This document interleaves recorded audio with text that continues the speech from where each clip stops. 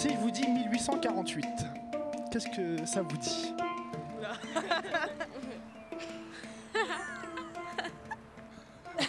Je sais pas, c'est pas la restauration, là, la monarchie de Juillet, non, c'est pas ça? Je sais pas. 1848, voilà, ce sont des dates que voilà, ça me dit rien. Une bataille? C'est pas une bataille. 1848, ça doit être la Déclaration universelle des droits de l'homme. C'est Napoléon, non? Non, c'était 52. Alors attends, 48, c'est peut-être un peu avant Napoléon. C'est dans les zones de Napoléon, je sais que c'est par là. J'ai fait en histoire, attends, c'est quoi 48? 1848. La Deuxième République abolit l'esclavage dans les colonies françaises.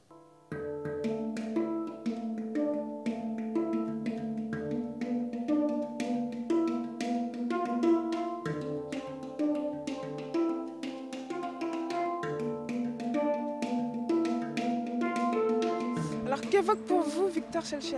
Victor Schœlcher, je n'ai aucune idée de qui c'est. Un écrivain? Un artiste? Un chanteur? Victor Schœlcher, pour vous dire, ça ne me vaut rien du tout. Je ne le connais pas, malheureusement. Là, mon incultance, si je puis dire. Ouh là là là là.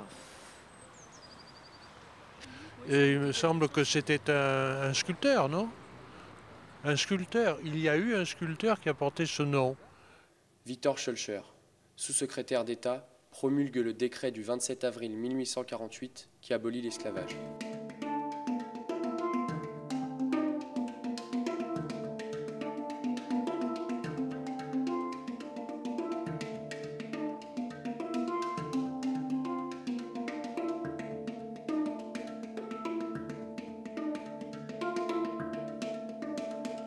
Le code noir, pour vous, qu'est-ce que c'est? Je sais pas du tout. Qu'est-ce qu'évoque pour vous le code noir? Et ça, c'est aussi, j'en ai entendu parler, c'était sur la traite des Noirs. C'était, je sais plus ce que c'était, mais ouais, c'était quoi le code noir? C'était pas des règles ou je sais pas quoi, non, qu'ils devaient respecter. Le code noir?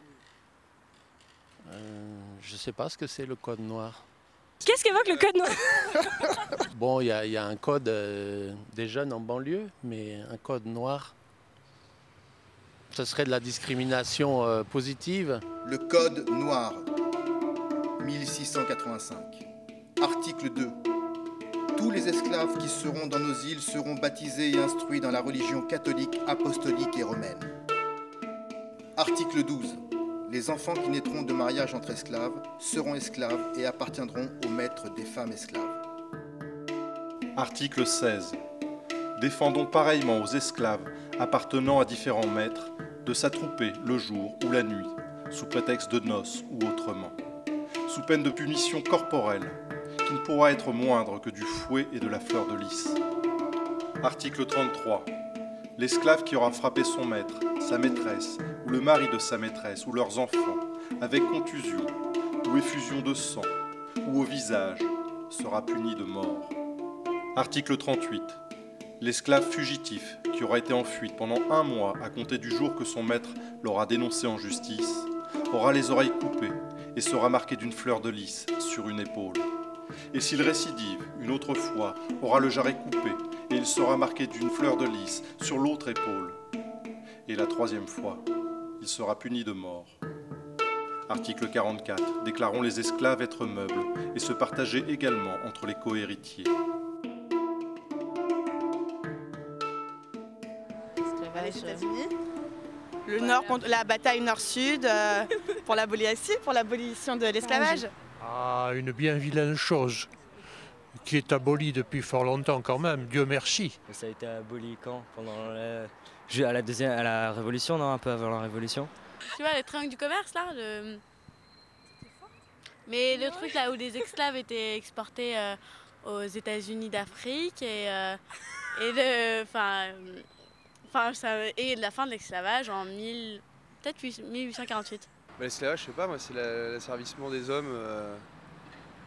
Je sais pas, c'est prendre des hommes pour des animaux, quoi. La traite des Noirs, c'est le départ des Africains pour les États-Unis, pour la culture du coton, enfin pour faire des tâches très très dures, voire insupportables. Ce sont les bateaux qui partent de Nantes, qui partent de Bordeaux, qui transportent des esclaves qui sont enchaînés dans les soutes. Enfin, c'est la honte de l'histoire, quoi.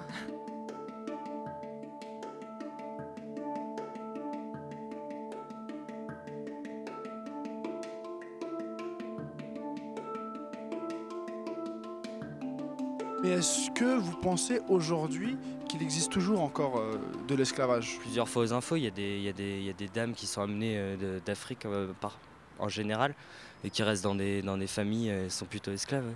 C'est pas tout à fait la même chose, mais elles restent quand même au service des gens, quoi. Maintenant, pour nous, pour tout le monde, c'est fini, ça n'existe plus, c'est du passé. Ça n'existe plus. Ça n'existe plus. Ça n'existe plus. À mon avis, ça n'existe plus.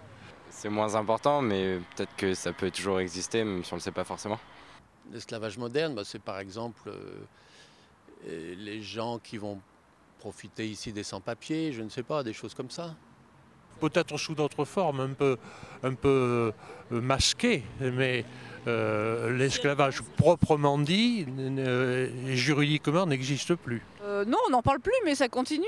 Il y a l'esclavage moderne, les salariés sous-payés. Ça existe toujours, mais c'est plus une pensée personnelle. Parce que peut-être que je suis la personne qui ça touche le plus. Mais par exemple, quand on parle des Antillais, quand on parle de l'Afrique, oui, pour moi, c'est toujours sous une forme d'esclavage, oui.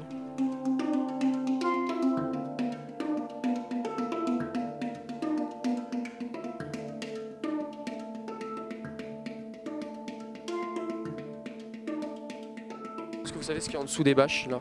Non, pourtant je passe souvent ici, mais je sais même pas. Justement, on vient d'en parler. On vient d'en parler, on vient de le voir. C'est un rapport avec Alexandre Dumas, un hommage, mais je sais pas vraiment un rapport à quoi c'est. Mais... Autour de l'esclavage, non? Et vous savez justement qui est Alexandre Dumas? L'écrivain des Trois Mousquetaires. Ouais, déjà, mais sinon je sais pas trop ce qu'il a fait.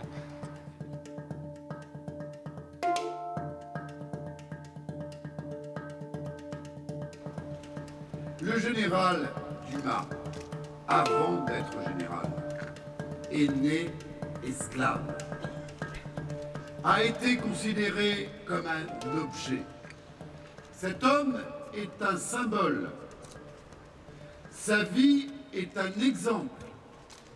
Lui, l'esclave, lui le petit, l'humilié, par ses qualités, il a été capable de devenir le premier d'origine afro-antillaise, général de la France, signalé par sa bravoure et par son humanité.